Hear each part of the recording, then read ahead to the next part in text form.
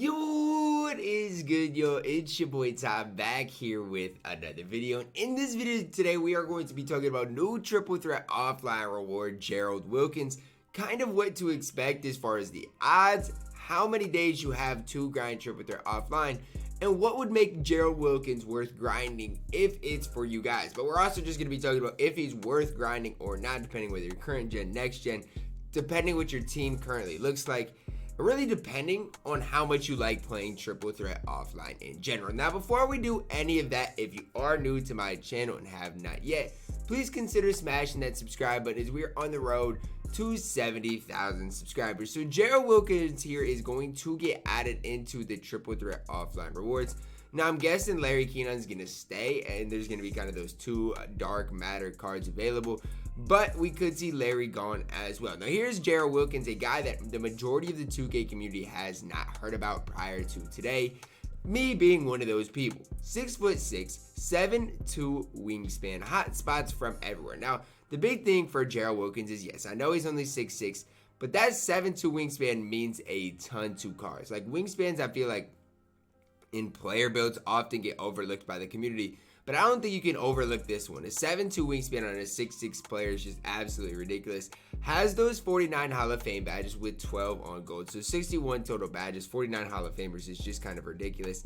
A 93 ball, 95 driving dunk, 94 speed ball, 90 ball handle, 96 speed acceleration, 97 lateral quickness, low 80s rebounding. So the only stat below an 80 is post moves, post hook, and post fade, which those stats for this card aren't going to matter. Like for Gerald Wilkins, those are really not stats that you're really looking at. Hall of Fame Showtime. He has Hall of Fame Hot Zone Hunter, Range Extender, Flexible. Now he does have Hall of Fame Blinders. So that's the first thing I do see is if you're on next gen, that's a big plus, is the fact that he does have the Hall of Fame Blinders badge. Current gen, that hurts a little bit, but it's not necessarily a make or break thing. Playmaker wise, Hall of Fame Ankle Breaker, a huge badge there. Dimer, quick first step, space creator, stop and go, tight handles, unpluckable. And then defensively, he has basically everything you could possibly want. Obviously, you wish he had rim protector. That's a badge you're probably just going to have to apply. But other than that, he has everything as far as perimeter wise on Hall of Fame. So the big thing here is tendency wise, through and through, all the way solid. Jump shot, 70. Okay, here's the thing. I'll be the first to admit that I'm not the biggest fan on current gen of jump shot 70. I think this is a release on next gen that is quite a bit better than current gen. I know a lot of people do like Jonathan Isaac's release on current gen, and I'm not a massive fan of it, but on next gen, I agree more with Jonathan Isaac compared to about anybody on my specific squad. Now that release 102 upper is the Kawhi Leonard upper release, which I don't necessarily know how much the upper release matters to an extent, but I will say this Kawhi Leonard is one of the cards that I green with more than anything. Again, I never really look at uppers, but when it's Kawhi Leonard, that catches my eye quite a bit. That on very quick. So just think of the Jonathan Isaac, Gary Harris release. That's kind of what you're getting. Quick dribble style, Pro 2, size of escape, Pro 3, moving by the back. And honestly, guys, at the shooting guard position, if you are on next gen, how many cards come with Hall of Fame blinders? That's what you got to ask yourself, okay? And a card a lot of people run right now is this card right here in Ray Allen and Shrine. So this is a card we're just going to compare him to. Now the first thing I want you guys to know is when you're comparing these cards, look at the player build and player model. 6'6", 6'5", 7'2" wingspan compared to a 6'8" wingspan. So that's the first thing to notice.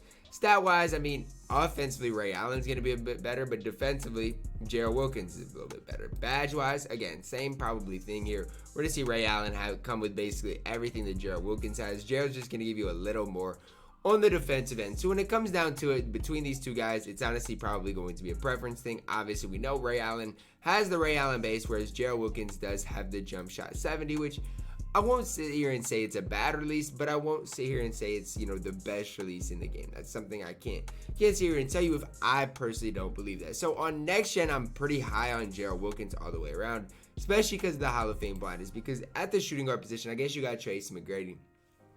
He's got Hall of Fame blinders. You got Ray Allen. But Gerald Wilkins, in my opinion, is just kind of that all-around player, right? I don't know if we've seen a guy exactly like Gerald Wilkins, especially how good he is on the defensive end of the court with this type of release and just playmaker-wise as good as he is. Now, if you are on current gen, should you grind for Gerald Wilkins? And here's what I'll say.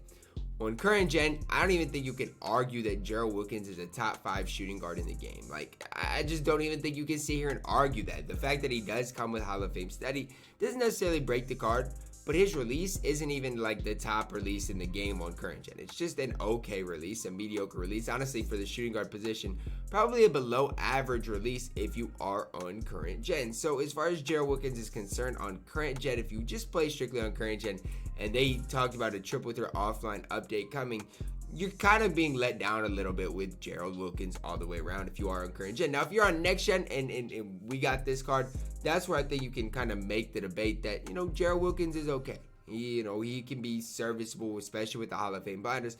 And not only serviceable, but can be a very solid card for your specific team on next gen. So it really comes down to if you're current gen or next gen specific for Gerald Wilkins. And I mostly play on current gen. So am I going to go out of my way to get Gerald Wilkins? Probably not.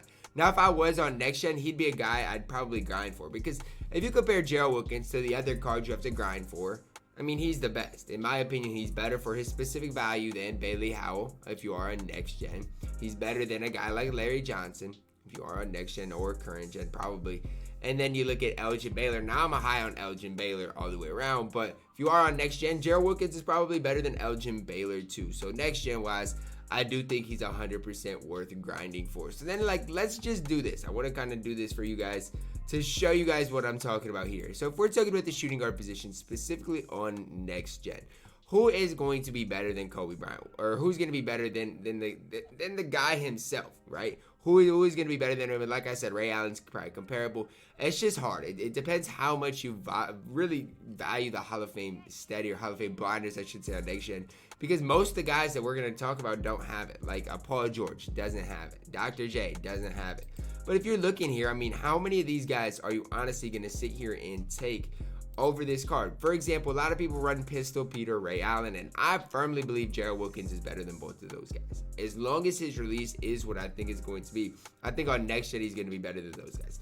Now on current gen, am I taking Gerald Wilkins or Jimmy Butler? Probably Jimmy Buckets. Am I taking Gerald Wilkins or Kobe? I'm taking Kobe. Am I taking Gerald Wilkins or a guy like Paul George? Paul George. So on current gen, it's going to be tough for Gerald Wilkins to make the majority of lineups, especially if you're a grinder, because then you already have the Jimmy Butler card.